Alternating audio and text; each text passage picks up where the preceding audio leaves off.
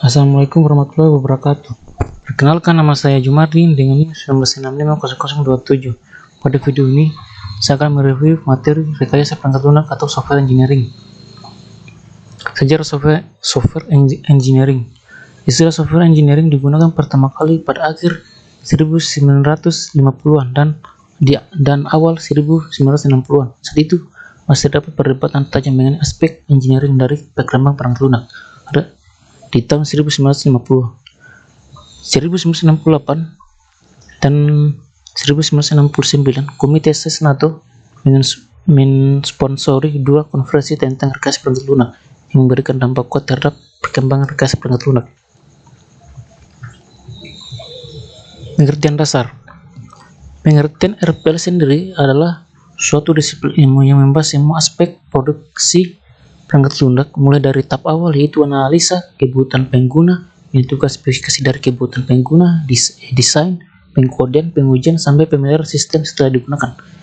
Dari pengertian ini dijelaskan bahwa RPL tidak hanya berhubungan dengan cara pembuatan program komputer.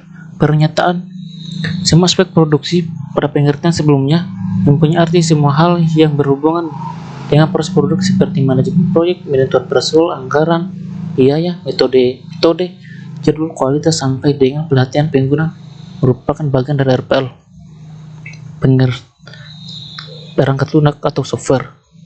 Perangkat lunak merupakan program komputer dan dokumentasi yang saling berkaitan. Rekayasa perangkat lunak berasal dari dua kata, yaitu software atau perangkat lunak dan engineering atau rekayasa. Perangkat lunak adalah source kode pada suatu program atau sistem. Perangkat lunak tidak didokumentasi terhadap source code, tapi juga dokumentasi terhadap satu yang dibutuhkan selama pengembangan, instalisasi, penggunaan, dan pemeliharaan sebuah sistem. Engineering atau rekayasa adalah aplikasi terhadap pendekatan sistematis yang berdasar atas ilmu pengetahuan dan matematis, serta aplikasi tentang produksi terhadap struktur mesin, produk, proses, atau sistem. Rekayasa perangkat lunak adalah suatu disiplin rekayasa berkonsentrasi terhadap seluruh aspek. Ruang lingkup rekayasa perangkat lunak atau software engineering. Rekayasa perangkat lunak setelah berkembang sejak pertama kali diciptakan pada tahun 1940 hingga kini.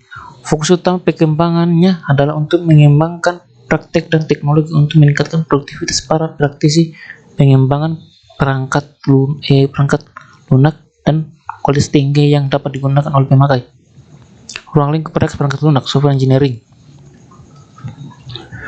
Tujuan rekayasa perangkat lunak. Tujuan dari RPL ada 3. 1. Menghasilkan perangkat lunak yang berkualitas, menghasilkan perangkat lunak yang efisien, menghasilkan perangkat lunak tepat waktu.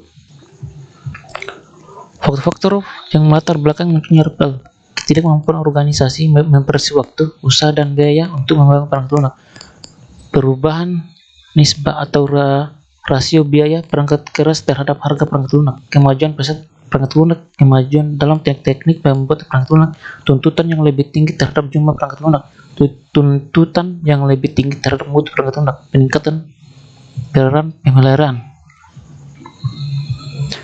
Rekayasa perangkat lunak dan disiplin ilmu lain.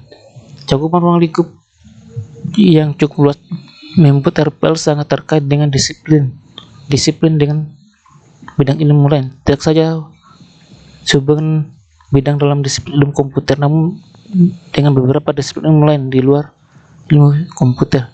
Hubungannya keterkaitan RPL dengan ilmu lain dapat dilihat pada gambar di bawah ini.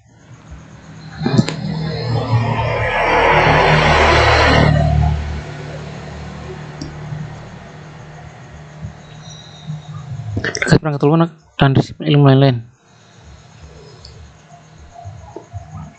Sifat dan karakteristik software. Software merupakan elemen sistem logik dan bukan elemen sistem fisik seperti hardware. Elemen itu tidak harus tetapi bisa rusak. Elemen software itu direkayasa atau dikembangkan dan bukan dibuat di pabrik seperti hardware. Hardware versus software.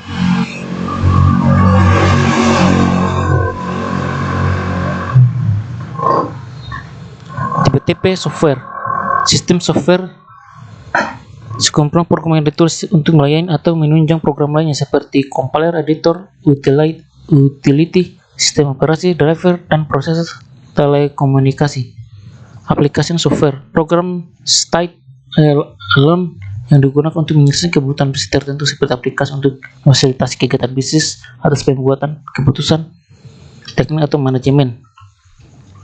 Engineering and sensitive software.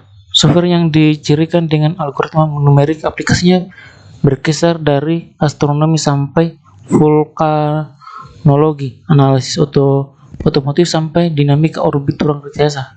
Software ini banyak digunakan dalam bidang engineering dan tipe-tipe hardware.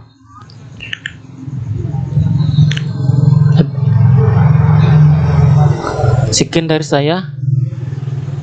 Sakit ngucap wabillahi taufiq wal hidayah. Wassalamualaikum warahmatullahi wabarakatuh.